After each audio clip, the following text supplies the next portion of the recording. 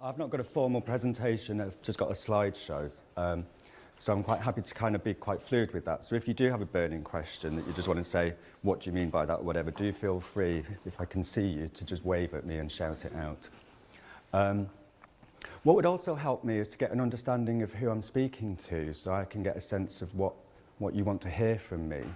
How many people are based in Manchester, if you could just... So that's pretty much all of you.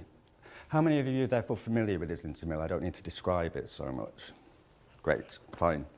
And how many people are involved with the setting up of something, and therefore you're here to understand more about models?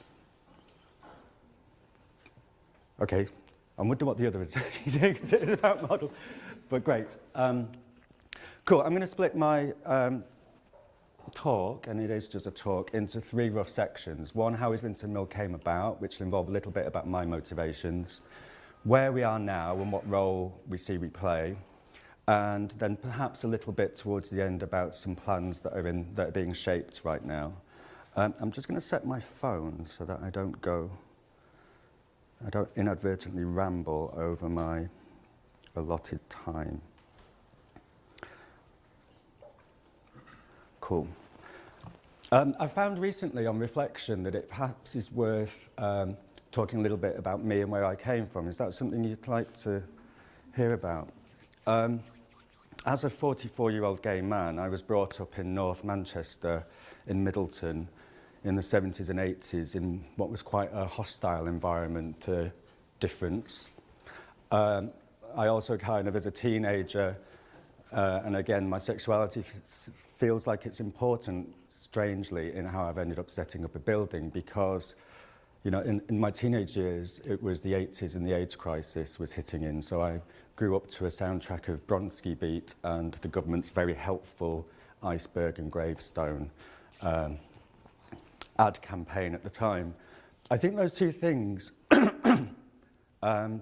drew me towards wanting to find a place where difference, creativity was not just acceptable, but actually celebrated. And for me, reading a lot of those mid-80s ID magazines and what have you, I was drawn to London and thought fashion and clubbing provided some of that, a sense of space, community and safety. So I trotted off to St Martin's thinking I was going to study, well, I did study fashion, thinking I was going to be a fashion designer. However, I kind of got there and realised that fashion as an industry in its most industrious form is really quite toxic, and it didn't really fit with me or my emerging values. And I also found London quite a difficult place to be and to survive. Do shout out if you want to go, what the hell is that?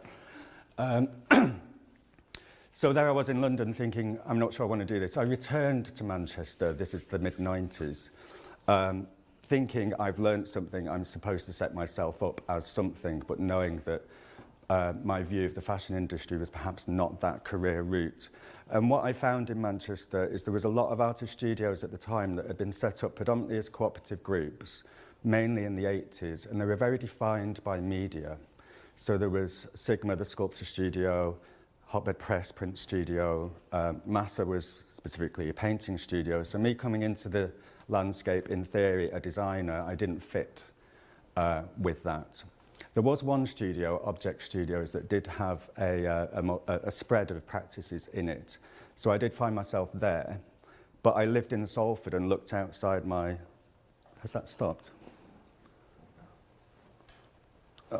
I couldn't work out how to make this loop, so... Oh, look. I might keep doing that, sorry. Yeah, sorry. Do you mind just doing that on occasion? Yeah, that's fine. Can I grab your seat? Yeah, I had myself stood up after all. Where was I? So I was looking for a space, and there's this crumbly old mill that looks just like Object right outside my window. It had a to let sign on it.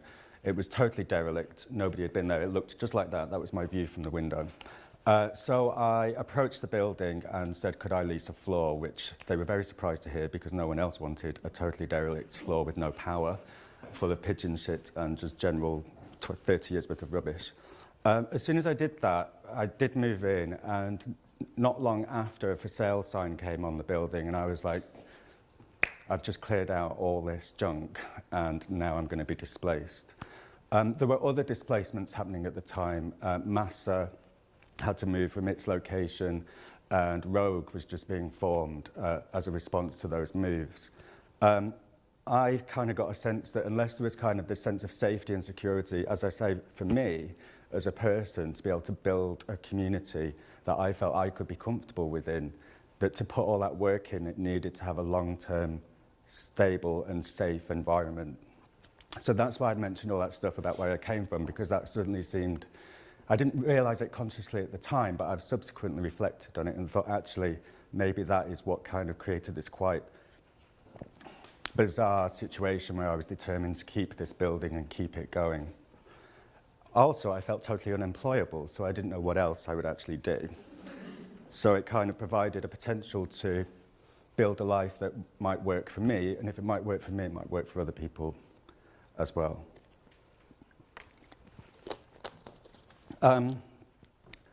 It took 4 years to raise the money. I was working with other artists who gradually dropped out one by one, so I was left there on my own. And I borrowed money using bridging finance, which I wouldn't recommend to anybody. It meant I bought the building in my personal name rather than an organisational company structure, which again has its pros and cons. The bridging finance, while it secured the building, meant that I had to pay an interest rate equivalent of a credit card, and also I felt like it could be repossessed at any minute. So it took another 4 years before actually getting that finance onto a more stable and even keel.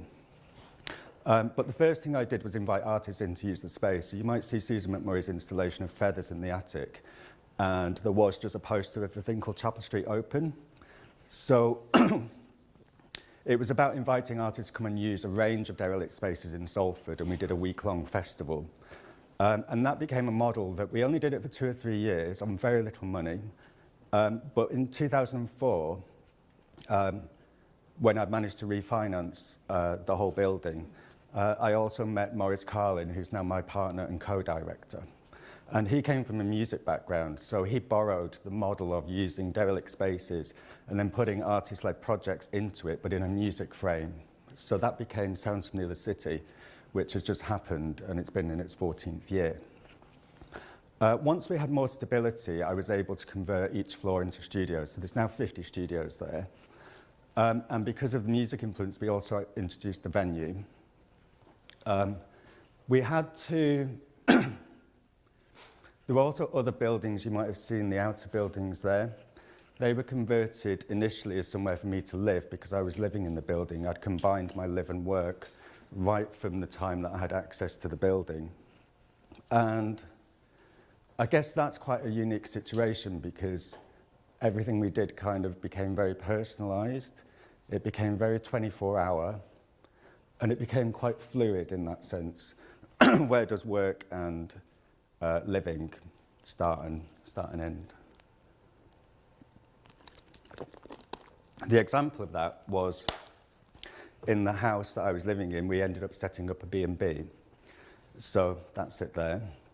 And it became a model for an artist residency space. So that was really useful for us in terms of realising that what artists needed is connection and contact with people beyond just their studio, and that people coming into a space creates links nationally and internationally. And therefore it creates opportunities, not just for learning and growth, but to be able to connect globally.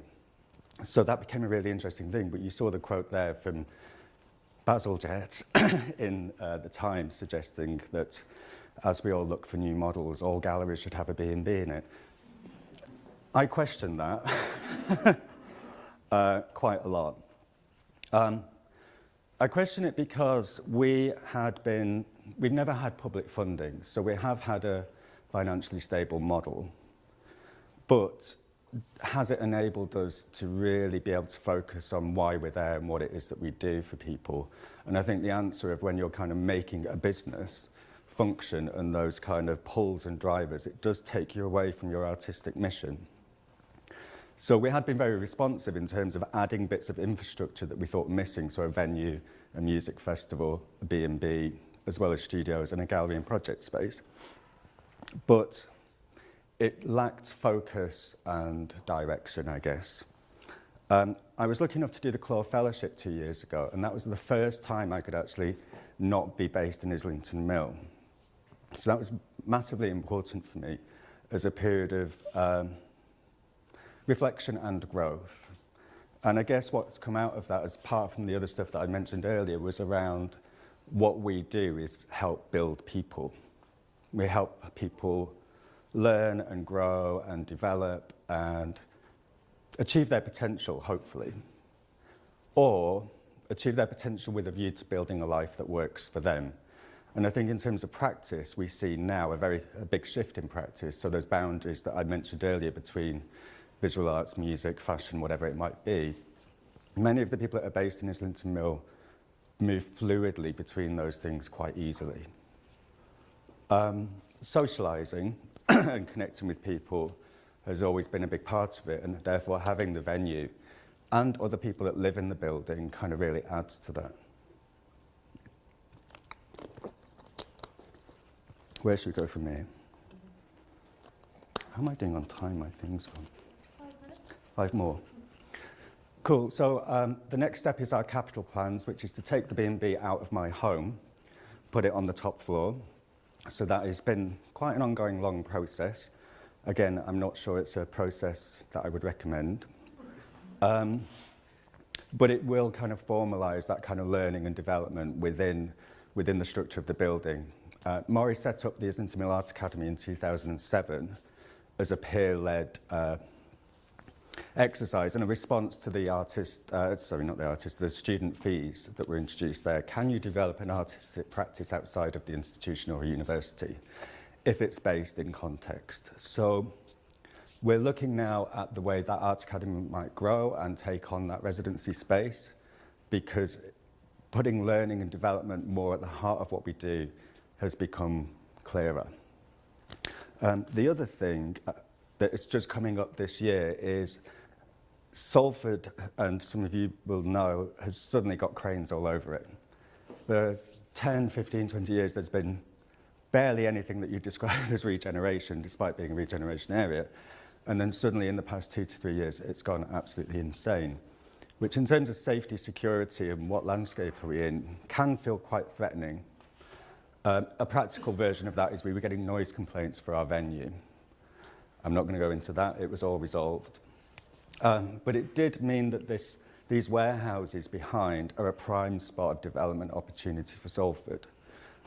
And it became clear that if that was developed in the way the rest of everywhere was going, that could impinge on the activities that we do, the freedom the artists have, and the safety and stability of people developing the life that works for them. So we do have access to these warehouses. That's one of them being used for sounds from the other city. But we're just in talks with Salford about acquiring that land for the long term and permanently. And these are ongoing talks. We're also in talks with some private investments that might help with that. We're not there yet, but I really do hope that we will be at some point over this summer. So watch this space on that one, and I'm happy to answer more questions on it. But it will really open Islington Mill out, it will create more of a campus, and it will really create a place. But ultimately bringing those values around learning, development, personal growth, professional growth into a wider campus is where we want to go next. Shall I stop there? Perfectly timed, yeah. Cool.